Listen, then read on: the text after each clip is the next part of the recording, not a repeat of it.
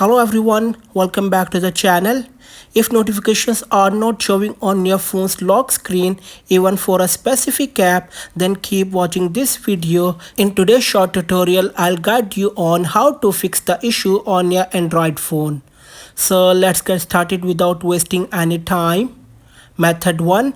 Check lock screen notification settings.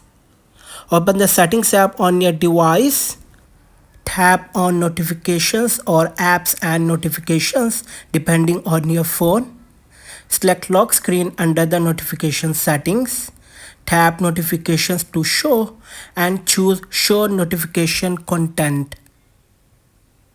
If the issue is with a specific app, go back, select that app and make sure both allowed notifications and lock screen notifications toggles are enabled.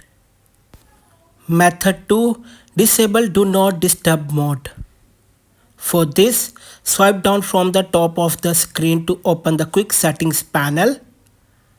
Check if Do Not Disturb is turned on. If it is, turn it off or go to DND settings and allow notifications to show even while DND is active. That's it. By following these methods, your lock screen notifications should start appearing again. If this video helped you, don't forget to like, share and subscribe for more Android tips and fixes.